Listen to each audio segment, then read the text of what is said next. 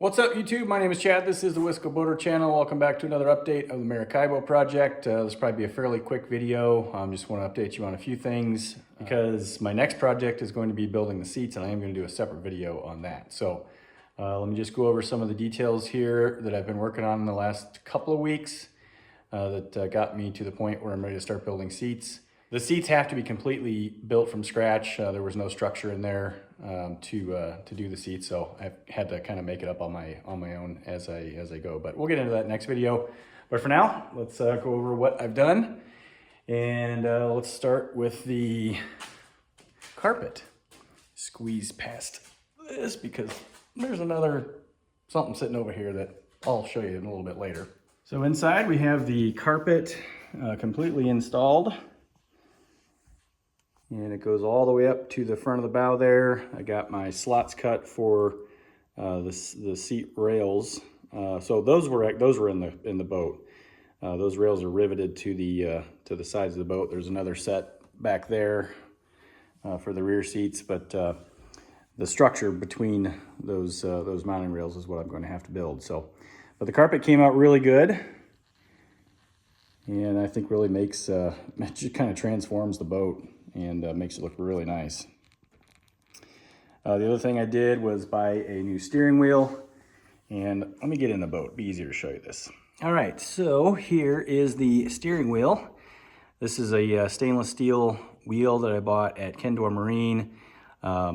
It's not a Dino steering wheel, but this center cap happened to fit perfectly, so I bought that as well.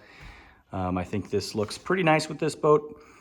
I looked everywhere to try and find a more original looking plastic steering wheel. The ones that are out there are some available, but they're very, very expensive. So I decided to go ahead and go with something like this, 65 bucks, and I think it looks great. Up underneath the up under the bow here. Well, first let me turn on our light here. I did put an LED bulb in the light fixture here, but up under here you can see I did install the new steering cables. Was going to do a video on those, but then I decided it's the same thing as 100 other videos that are out there. So new cables are in and run to the pulleys. They're installed right back in there. And same thing on this side. Have a pulley there, and then the cable just runs all the way to the back. So then the cable comes out through a pulley in there, and then gets attached to the engine pulleys, and then over to a spring, which is what allows it to articulate back and forth.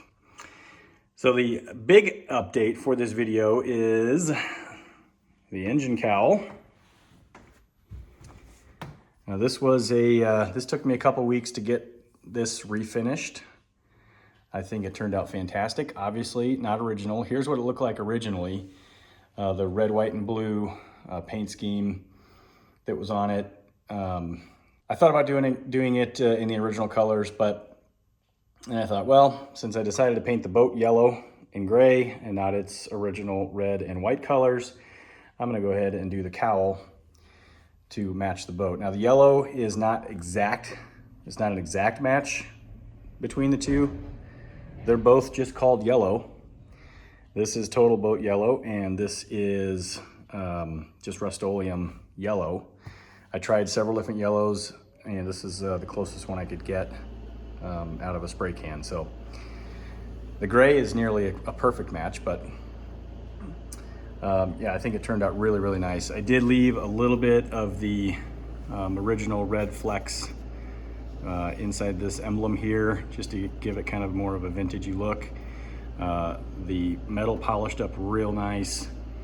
Lettering obviously turned out real good.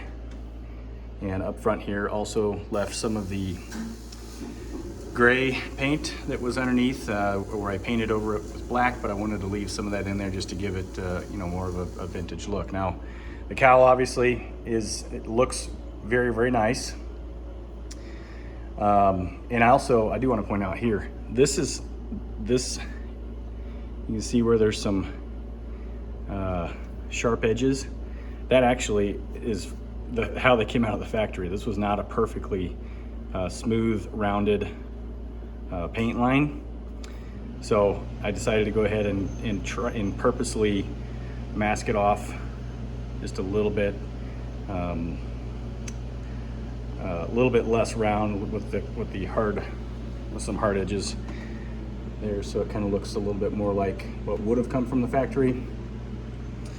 But I wanted this to look nice, but still have a little bit of a vintage feel, sort of some patina for the engine. So for the engine cover. So I'm really, really happy with that. So there you go. This is a fairly short video update. These projects did take me quite a bit of time to do. The carpet took a long time. It was very frustrating, but finally got it in place. And again, this took a couple weeks to take care of as well.